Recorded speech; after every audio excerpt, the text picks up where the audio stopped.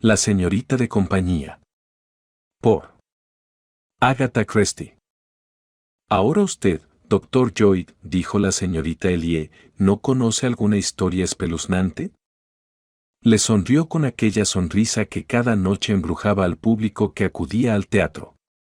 Jane Elliot era considerada la mujer más hermosa de Inglaterra y algunas de sus compañeras de profesión, celosas de ella, solían decirse entre ellas, claro que Jane no es una artista. No sabe actuar, en el verdadero sentido de la palabra. Son esos ojos. Y esos ojos estaban en aquel momento mirando suplicantes al solterón y anciano doctor que durante los 5 últimos años había atendido todas las dolencias de los habitantes del pueblo de St. Mary. Con un gesto inconsciente, el médico tiró hacia abajo de las puntas de su chaleco, que empezaba a quedársele estrecho, y buscó afanosamente en su memoria algún recuerdo para no decepcionar a la encantadora criatura que se dirigía a él con tanta confianza. Esta noche me gustaría sumergirme en el crimen, dijo Jane con aire soñador. Espléndido, exclamó su anfitrión, el coronel Bantry. Espléndido, espléndido. Y lanzó su potente risa militar. ¿No te parece, Dolly? Su esposa, reclamada tan bruscamente a las exigencias de la vida social, mentalmente estaba planeando qué flores plantaría la próxima primavera, convino con entusiasmo. Claro que es espléndido, dijo de corazón, aunque sin saber de qué se trataba. Siempre lo he pensado. ¿De veras, querida? Preguntó la señorita Marple, cuyos ojos parpadearon rápidamente. En ese tema remir no tenernos muchos casos espeluznantes, y menos en el terreno criminal, señorita Elliot, dijo el Dr. Lloyd. Me sorprende usted, dijo don Henry Clavering, excomisionado de Scotland Yard, vuelto hacia la señorita Marple. Siempre he pensado, por lo que he oído decir a nuestra amiga, que ese tema remir es un verdadero nido de crímenes y perversión. Oh, don Henry, protestó la señorita Marple mientras sus mejillas se enrojecían. Estoy segura de no haber dicho nunca semejante cosa. Lo único que he dicho alguna vez es que la naturaleza humana es la misma en un pueblo que en cualquier parte, solo que aquí uno tiene oportunidad y tiempo para estudiarla más de cerca. Pero usted no ha vivido siempre aquí, dijo Jane Elliot dirigiéndose al médico. Usted ha estado en toda clase de sitios extraños y en diversas partes del mundo, lugares donde sí ocurren cosas. Es cierto, desde luego, dijo el Dr. Lloyd pensando desesperadamente. Sí, claro, sí. Ah. Ya lo tengo. Y se reclinó en su butaca con un suspiro de alivio.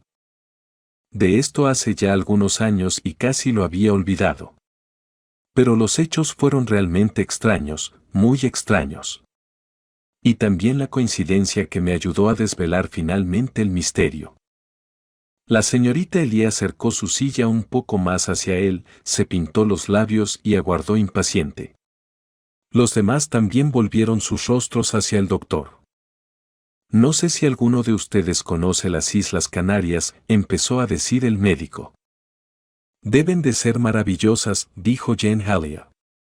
Están en los mares del sur, ¿no? ¿O están en el Mediterráneo?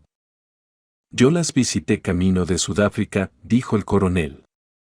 Es muy hermosa la vista del Teide, en Tenerife, iluminado por el sol poniente. El incidente que voy a referirles, continuó el médico, sucedió en la isla de Gran Canaria, no en Tenerife. Hace ahora muchos años ya. Mi salud no era muy buena y me vi obligado a dejar mi trabajo en Inglaterra y marcharme al extranjero. Estuve ejerciendo en Las Palmas, que es la capital de Gran Canaria. En cierto modo, allí disfruté mucho. El clima es suave y soleado, excelente playa, yo soy un bañista entusiasta, y la vida del puerto me atraía sobremanera. Barcos de todo el mundo atracan en Las Palmas. Yo acostumbraba a pasear por el muelle cada mañana, más interesado que una dama que pasara por una calle de sombrererías. Corno les decía, barcos procedentes de todas las partes del mundo atracan en Las Palmas.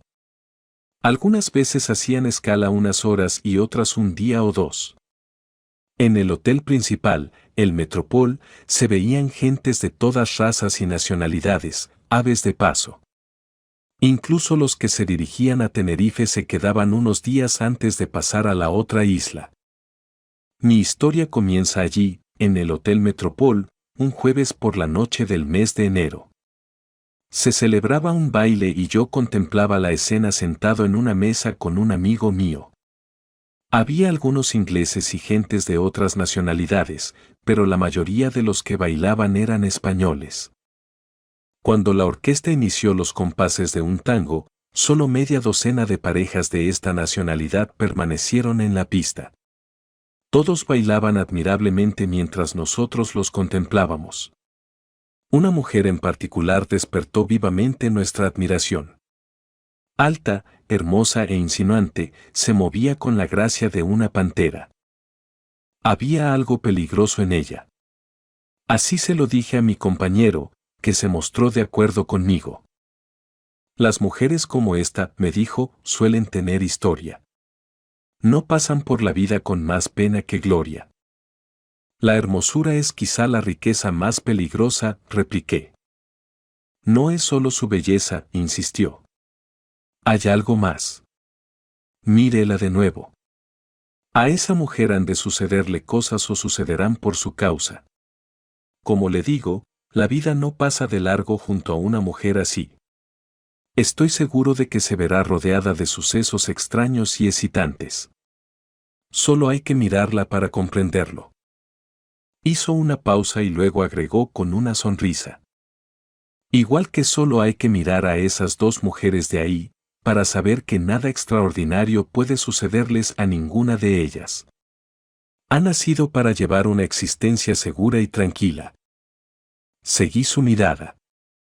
Las dos mujeres a las que se refería eran dos viajeras que acababan de llegar. Un buque holandés había entrado en el puerto aquella noche y sus pasajeros llegaban al hotel. Al mirarlas comprendí en el acto lo que quiso decir mi amigo. Eran dos señoras inglesas, el tipo clásico de viajera inglesa que se encuentra en el extranjero.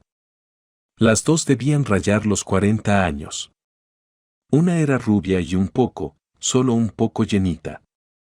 La otra era morena y también solo un poco exageradamente delgada. Estaban lo que se ha dado en llamar bien conservadas, vestían trajes de buen corte poco ostentosos y no llevaban ninguna clase de maquillaje. Tenían la tranquila prestancia de la mujer inglesa, bien educada y de buena familia. Ninguna de las dos tenía nada de particular. Eran iguales a miles de sus compatriotas, verían lo que quisieran ver, asistidas por sus guías Baedeker, y estarían ciegas a todo lo demás. Acudirían a la biblioteca inglesa y a la iglesia anglicana en cualquier lugar donde se encontrasen, y era probable que una de las dos pintara de vez en cuando. Como mi amigo había dicho, nada excitante o extraordinario habría de ocurrirle nunca a ninguna de las dos por mucho que viajaran alrededor de medio mundo. Aparté mis ojos de ellas para mirar de nuevo a nuestra sensual española de provocativa mirada y sonreí. Pobrecillas, dijo Jane Haleo con un suspiro. Me parece estúpido que las personas no saquen el mayor partido posible de sí mismas. Esa mujer de Bond Street, Valentine, es realmente maravillosa. Audrey Denman es cliente suya, ¿y la han visto ustedes en la pendiente? En el primer acto, en el papel de una colegiala está realmente maravillosa. Y sin embargo, Audrey tiene más de 50 años. En realidad, da la casualidad de que se de muy buena tinta que anda muy cerca de los 60. Continúe, dijo la señora Bantry al Dr. Lloyd. Me encantan las historias de sensuales bailarinas españolas. Me hacen olvidar lo gorda y vieja que soy. Lo siento, dijo el Dr. Lloyd a modo de disculpa, pero, a decir verdad, mi historia no se refiere a la española. No. No. Como suele suceder, mi amigo estaba equivocado. A la belleza española no le ocurrió nada excitante. Se casó con un empleado de una compañía naviera y, cuando yo abandoné la isla, tenía ya 5 hijos y estaba engordando mucho. Igual que la hija de Israel Peters, comentó la señorita Marple. La que se hizo actriz y tenía unas piernas tan bonitas que no tardó en lograr el papel de protagonista. Todo el mundo decía que acabaría mal, pero se casó con un viajante de comercio y sentó la cabeza. El paralelismo pueblerino, murmuró don Henry. Efectivamente, continuó el médico, mi historia se refiere a las 2 damas inglesas. ¿Les ocurrió algo?, preguntó la señorita Elie. Sí, y precisamente al día siguiente. Sí, dijo la señora Bantry intrigada. Al salir aquella noche, solo por curiosidad, miré el libro de registro del hotel y encontré sus nombres con facilidad. Eran la señora Mary Barton y la señorita Emmy Durrant, de Little Paddocks, Cottonwear Books. Poco imaginaba entonces lo pronto que iba a encontrar de nuevo a las propietarias de aquellos nombres y en qué trágicas circunstancias. Al día siguiente había planeado ir de excursión con unos amigos. Teníamos que atravesar la isla en automóvil, llevándonos la comida hasta un lugar llamado, apenas lo recuerdo, ha pasado tanto tiempo. Las Nieves, una bahía resguardada donde podíamos bañarnos si ese era nuestro deseo. Seguimos el programa tal como habíamos pensado, si exceptuamos el hecho de que salimos más tarde de lo previsto y nos detuvimos por el camino para comer, por lo que llegamos a las Nieves a tiempo para bañarnos antes de la hora del té. Al aproximarnos a la playa, percibimos enseguida una gran conmoción. Todos los habitantes del pequeño pueblecito parecían haberse reunido en la orilla y, en cuanto nos vieron, corrieron hacia el coche y empezaron a explicarnos lo ocurrido con gran excitación. Como nuestro español no era demasiado bueno, me costó bastante entenderlo, pero al fin lo logré. 2 de esas chaladas inglesas habían ido allí a bañarse y una se alejó demasiado de la orilla y no pudo volver. La otra acudió en su auxilio para intentar traerla a la playa, pero le fallaron las fuerzas y se hubiera ahogado también de no ser porque un hombre salió en un bote y las recogió, aunque la primera estaba más allá de toda ayuda. Tan pronto como supe lo que ocurría, aparté a la multitud y corrí hasta la playa. Al principio no reconocí a las 2 mujeres. El traje de baño negro en que se enfundaba la figura rolliza y la apretada gorra de baño verde me impidieron reconocerla cuando alzó la cabeza mirándome con ansiedad. Estaba arrodillada junto al cuerpo de su amiga tratando de hacerle unos torpes remedos de respiración artificial. Cuando le dije que era médico lanzó un suspiro de alivio y yo le mandé que fuera enseguida a una de las casas a darse una buena fricción y a ponerse ropa seca. Una de las señoras que venía con nosotros la acompañó. Me puse a trabajar para devolver la vida a la ahogada, pero fue en vano. Era evidente que había dejado de existir y al fin tuve que darme por vencido. Me reuní con nosotros en la casita de un pescador, donde tuve que dar la mala noticia. La superviviente se había vestido ya y entonces la reconocí inmediatamente como una de las recién llegadas de la noche anterior. Recibió la mala nueva con bastante calma y era evidente que el horror de lo ocurrido la había impresionado más que cualquier otro sentimiento personal. Pobre Emmy, decía. Pobrecita Emmy. Había deseado tanto poderse bañar aquí. Y era muy buena nadadora, no lo comprendo. ¿Qué cree usted que puede haber sido, doctor? Posiblemente un calambre. ¿Quiere contarme exactamente lo que ha ocurrido? Habíamos estado nadando las 2 durante un rato, unos 20 minutos. Entonces dije que iba a salir ya, pero Emmy quiso nadar un poco más. Luego la oí gritar y, al comprender que pedía ayuda, nadé hacia ella tan deprisa como pude. Cuando llegué a su lado aún flotaba, pero se agarró a mí con tanta fuerza que nos hundimos las 2. De no haber sido por ese hombre que se acercó con el bote, me hubiera ahogado yo también. Suele ocurrir muy a menudo, dije. Salvar a una persona que se está ahogando no es tarea fácil. Es horrible, continuó la señorita Barton. Llegamos ayer y estábamos encantadas con el sol y nuestras vacaciones. Y ahora ocurre esta horrible tragedia. Le pedí los datos personales de la difunta, explicándole que haría cuanto pudiese por ella, pero que las autoridades españolas necesitarían disponer de cuanta información tuviera. Ella me dio todos los datos que pudo con presteza. La fallecida era la señorita Amy Durrant, su señorita de compañía, que había entrado a su servicio 5 meses atrás. Se llevaban muy bien, pero la señorita Durrant le habló muy poco de su familia. Se había quedado huérfana desde muy tierna edad y fue educada por un tío, ganándose la vida desde los 21 años. Y eso fue todo, continuó el doctor. Hizo una pausa y volvió a decir, esta vez con cierta intención. Y eso fue todo. No lo comprendo, dijo Jane Hellier. ¿Es eso todo? Quiero decir que es muy trágico, pero no, bueno, no es precisamente lo que yo llamo espeluznante. Yo creo que la historia no acaba ahí, intervino don Henry. Sí, replicó el doctor Lloyd, sí que continúa. Desde el principio me di cuenta de que había algo extraño. Desde luego interrogué a los pescadores sobre lo que habían visto. Ellos eran testigos presenciales. Y una de las mujeres me contó una historia bastante curiosa a la que entonces no presté atención, pero que recordé más tarde. Insistió en que la señorita Durrant no se encontraba en ningún apuro cuando gritó. La otra nadadora se había acercado a ella, según esta mujer, y deliberadamente le sumergió la cabeza debajo del agua. Como les digo, no le presté mucha atención. Era una historia fantástica y las cosas pueden verse de manera muy distinta desde la playa. Tal vez la señorita Barton había tratado de dejarla inconsciente al ver que la otra, presa del pánico, se agarraba a ella con desesperación y que podían ahogarse las dos.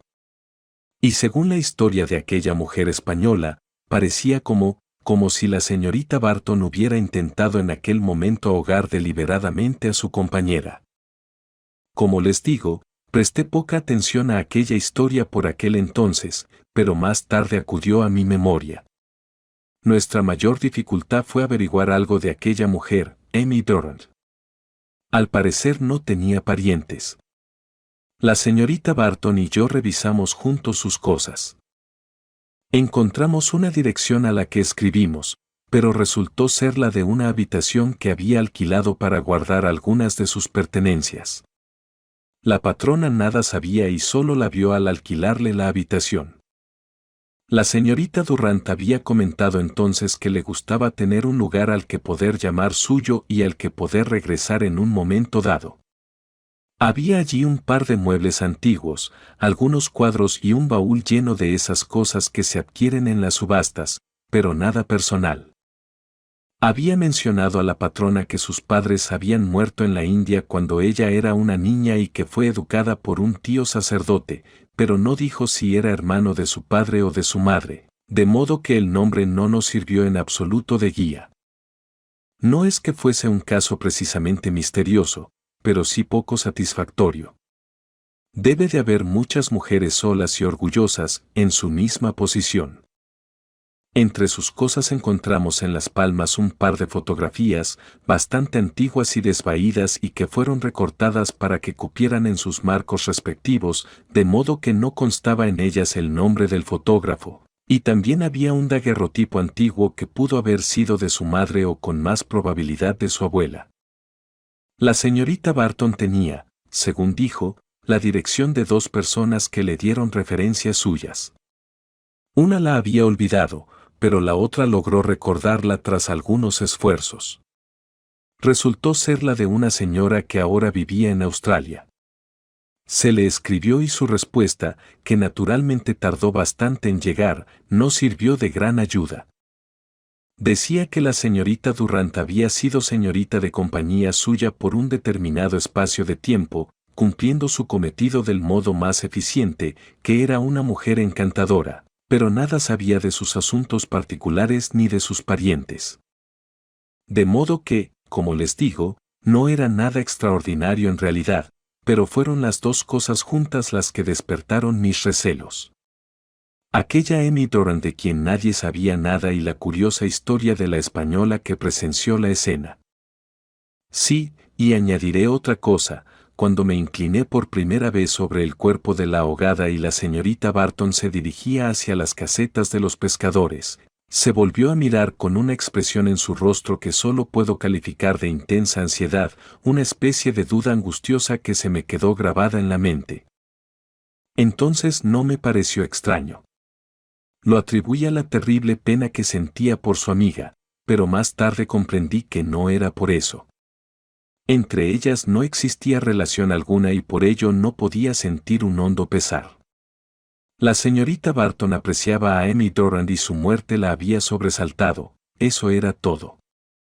Pero entonces, ¿a qué se debía aquella inmensa angustia? Esa es la pregunta que me atormentaba. No me equivoqué al interpretar aquella mirada y, casi contra mi voluntad, una respuesta comenzó a tomar forma en mi mente. Supongamos que la historia de la mujer española fuese cierta. Supongamos que Mary Barton hubiera intentado ahogar a sangre fría a Amy Doran. Consigue mantenerla bajo el agua mientras simula salvaría y es rescatada por un bote. Se encuentra en una playa solitaria, lejos de todas partes, y entonces aparezco yo, lo último que ella esperaba. Un médico. Y un médico inglés. Sabe muy bien que personas que han permanecido sumergidas en el agua más tiempo que Amy Doran han vuelto a la vida gracias a la respiración artificial. Pero ella tiene que representar su papel y marcharse dejándome solo con su víctima. Y cuando se vuelve a mirar por última vez, una terrible angustia se refleja en su rostro. ¿Volverá a la vida Amy Doran y contará lo que sabe? «Oh», exclamó Jane. Estoy emocionada. Desde este punto de vista, el caso parece más siniestro y la personalidad de Amy Doran se hace más misteriosa. ¿Quién era Amy Doran? ¿Por qué habría de ser ella, una insignificante señorita de compañía a quien se paga por su trabajo, asesinada por su ama? ¿Qué historia se escondía tras la fatal excursión a la playa? Había entrado al servicio de Mary Barton unos pocos meses antes. Esta la lleva consigo al extranjero y, al día siguiente de su llegada, ocurre la tragedia. Y ambas eran dos refinadas inglesas de lo más corriente. La sola idea resultaba fantástica y tuve que reconocer que me estaba dejando llevar por la imaginación. ¿Entonces, no hizo nada?, preguntó la señorita Elliot. Mi querida jovencita, ¿qué podía hacer yo? No existían pruebas. La mayoría de los testigos refirieron la misma historia que la señorita Barton. Yo había basado mis sospechas en una mera expresión pasajera que bien pude haber imaginado. Lo único que podía hacer, y lo hice, era procurar que se continuasen las pesquisas para encontrar a los familiares de Amy Doran. La siguiente vez que estuve en Inglaterra fui a ver a la patrona que le alquiló la habitación, con los resultados que ya les he referido. Pero usted presentía que había algo extraño, dijo la señorita Marple. El Dr. Lloyd asintió. La mitad del tiempo me avergonzaba pensar así. ¿Quién era yo para sospechar que aquella dama inglesa simpática y de trato amable hubiera cometido un crimen a sangre fría? Hice cuanto me fue posible por mostrarme cortés con ella durante el corto espacio de tiempo que permaneció en la isla. La ayudé a entenderse con las autoridades españolas e hice todo lo que pude como inglés para ayudar a una compatriota en un país extranjero. No obstante, tengo el convencimiento de que ella sabía que me desagradaba y que sospechaba de ella. ¿Cuánto tiempo permaneció allí?, preguntó la señorita Marple. Creo que unos 15 días. La señorita Durant fue enterrada allí y, unos días después, la señorita Barton tomó un barco de regreso a Inglaterra.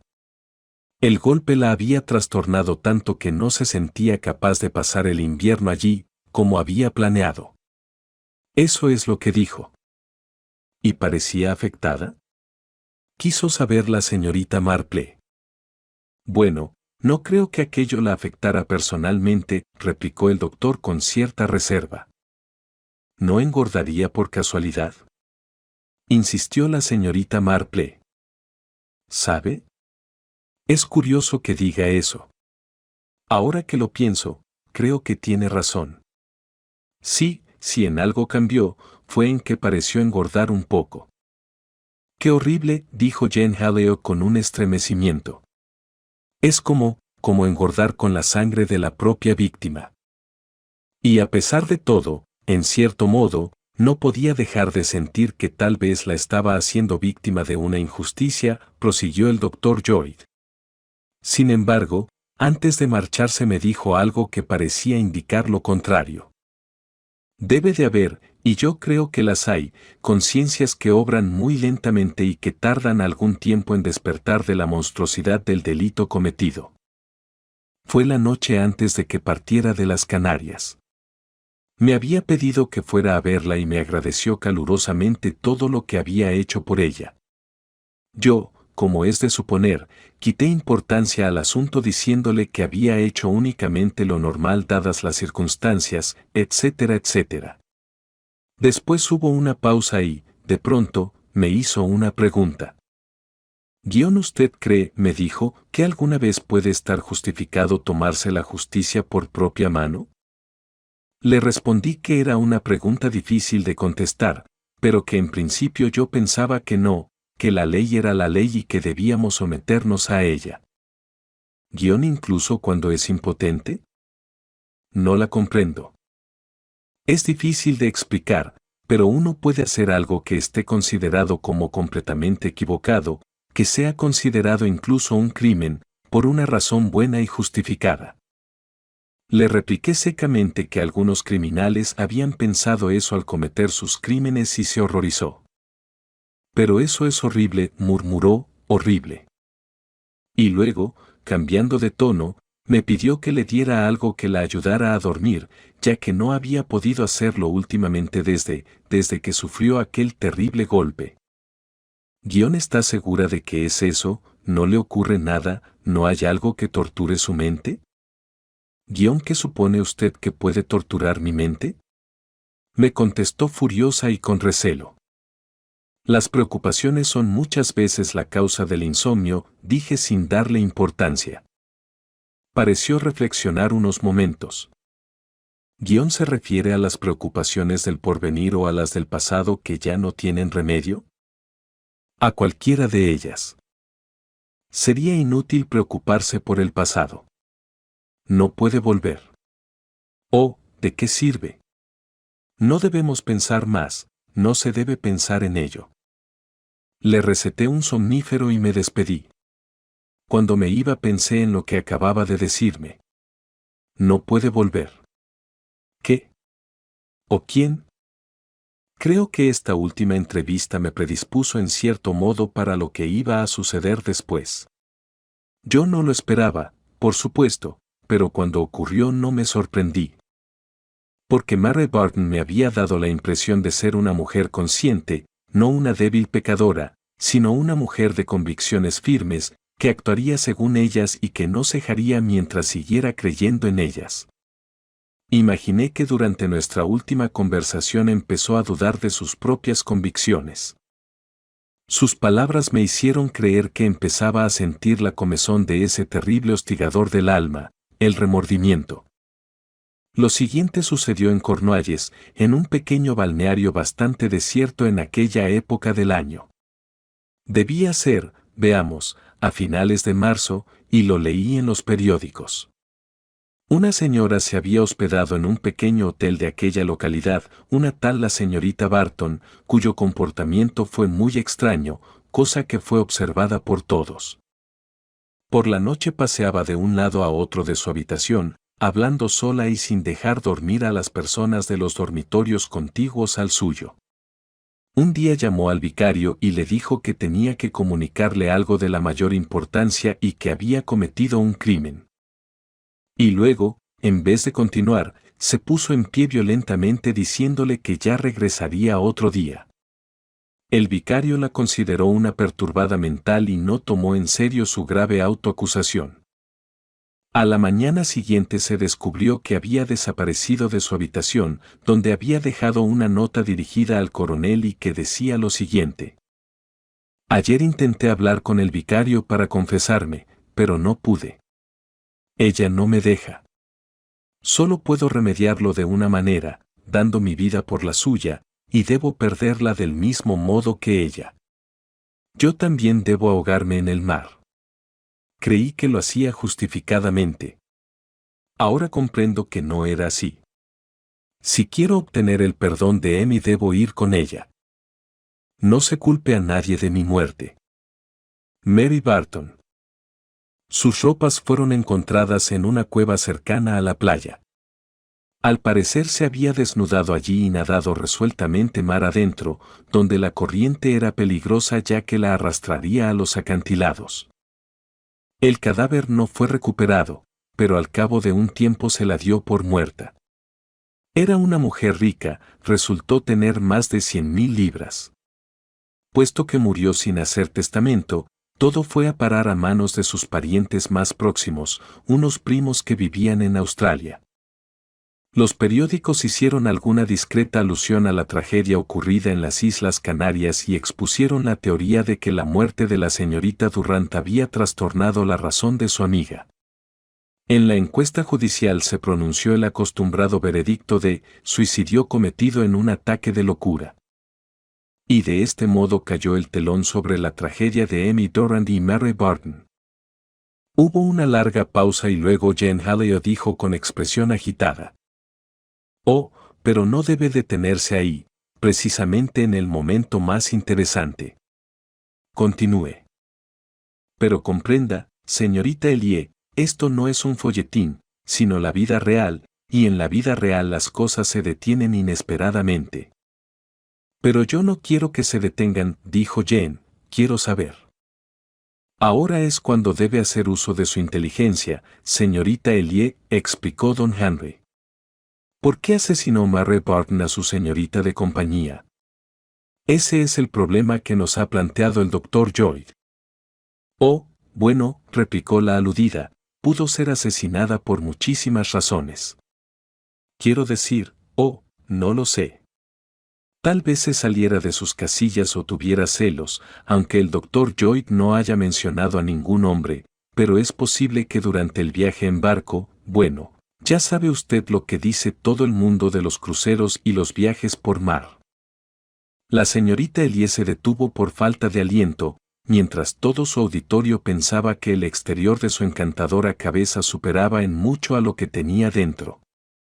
A mí me gustaría hacer 1000 sugerencias, dijo la señora Bantry, pero supongo que debo limitarme a una. Yo creo que el padre de la señorita Barton haría fortuna arruinando al de Amy Durant y Amy determinó vengarse. Oh, no. Tendría que haber sido al revés.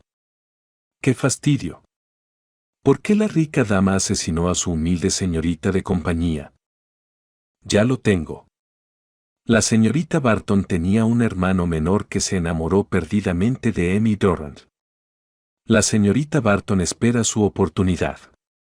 Cuando Amy sale al mundo, la toma como señorita de compañía y la lleva a Canarias para llevar a cabo su venganza. ¿Qué tal? Excelente, dijo don Henry.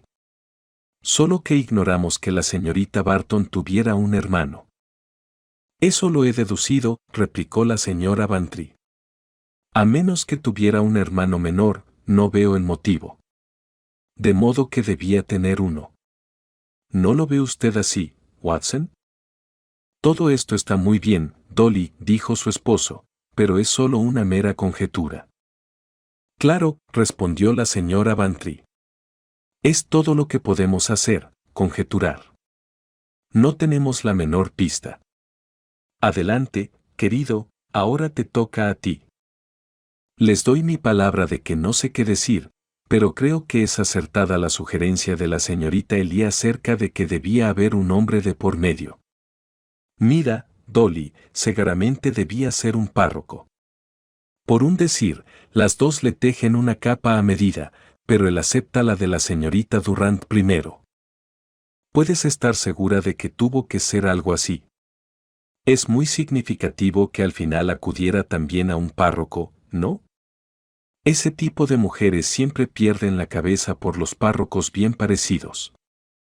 Se oyen casos continuamente. Creo que debemos tratar de encontrar una explicación un poco más plausible, dijo don Henry, aunque admito que también es solo una conjetura. Yo sugiero que la señorita Barton fue siempre una desequilibrada mental. Hay muchos más casos así de los que pueden imaginar. Su manía fue agudizándose y empezó a creer que su obligación era librar al mundo de ciertas personas, posiblemente de las mujeres desgraciadas. No sabemos gran cosa del pasado de la señorita Durant. De modo que es muy posible que tuviera un pasado desgraciado. La señorita Barton lo averigua y decide exterminarla. Más tarde, su crimen empieza a preocuparle y se siente abrumada por los remordimientos. Su fin demuestra que estaba completamente desequilibrada. Ahora dígame si está de acuerdo conmigo, señorita Marple.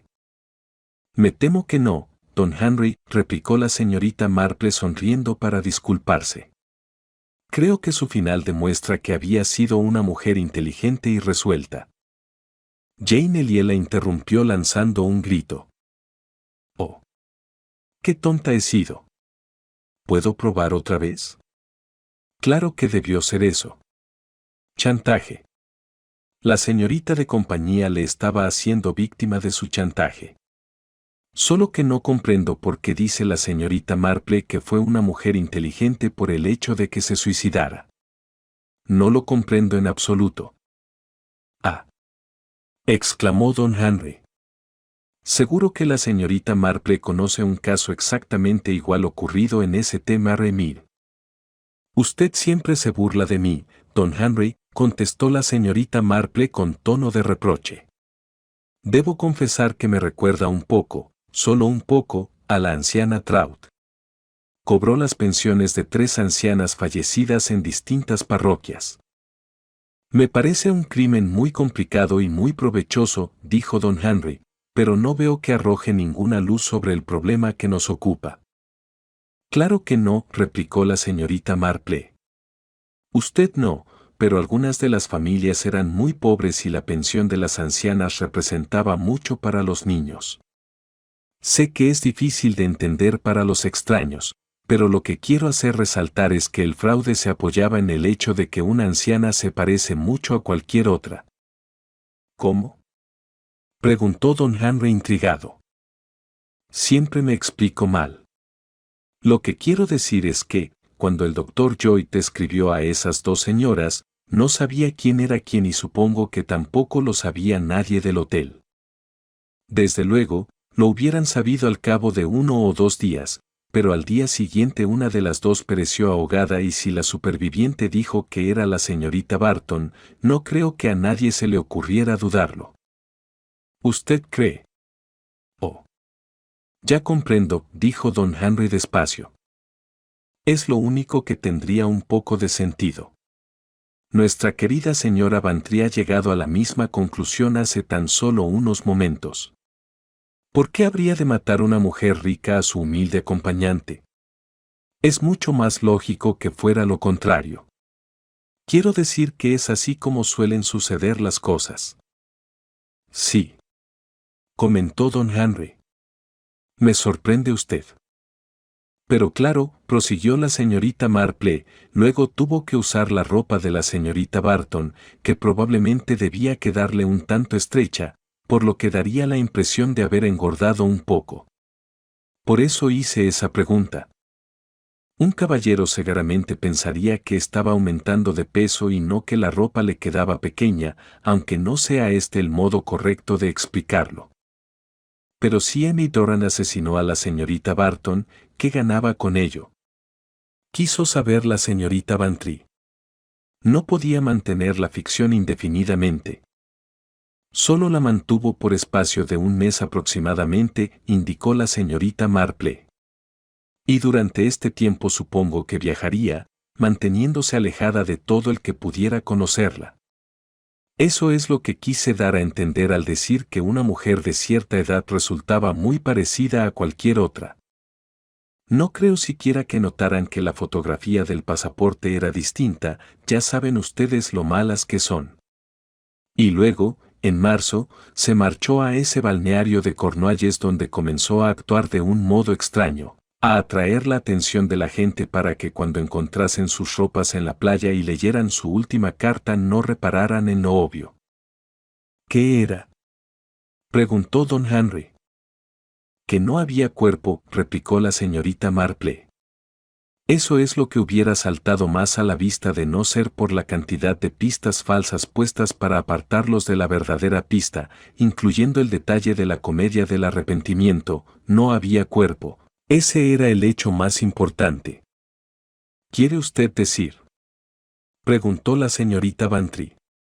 ¿Quiere decir que no hubo tal arrepentimiento? ¿Y que no se ahogó?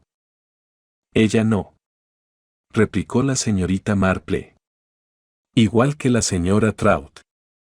Ella también supo preparar muchas pistas falsas, pero no había contado conmigo. Yo sé ver a través del fingido remordimiento de la señorita Barton. ¿Ahogada ella? Se marchó a Australia y no temo equivocarme. No se equivoca, señorita Marple, dijo el doctor Lloyd. Tiene razón. Otra vez me deja usted sorprendido. Vaya, aquel día en Melbourne casi me caigo redondo de la impresión. ¿Era eso a lo que se refería usted al hablar de una coincidencia? El doctor Lloyd asintió. Sí, tuvo muy mala suerte la señorita Barton o la señorita Emmy Durand o como quieran llamarla. Durante algún tiempo fui médico de un barco y, al desembarcar en Melbourne, la primera persona que vi cuando paseaba por allí fue a la señora que yo creía que se había ahogado en Cornualles. Ella comprendió que su juego estaba descubierto por lo que a mí se refería e hizo lo más osado que se le ocurrió, convertirme en su confidente. Era una mujer extraña, desprovista de toda moral. Era la mayor de 9 hermanos, todos muy pobres. En una ocasión pidieron ayuda a su prima rica, que vivía en Inglaterra, pero fueron rechazados y la señorita Barton se peleó con su padre. Necesitaban dinero desesperadamente, ya que los 3 niños más pequeños estaban delicados y necesitaban un costoso tratamiento médico. Parece ser que entonces Emmy Barton planeó su crimen a sangre fría. Se marchó a Inglaterra, ganándose el pasaje como niñera, y obtuvo su empleo de señorita de compañía de la señorita Barton haciéndose llamar Emmy Durand. Alquiló una habitación en la que puso algunos muebles para crearse una cierta personalidad. El plan del ahogamiento fue una inspiración repentina. Había estado esperando que se le presentara alguna oportunidad. Después de representar la escena final del drama, regresó a Australia y, a su debido tiempo, ella y sus hermanos heredaron todo el dinero de la señorita Barton como parientes más próximos.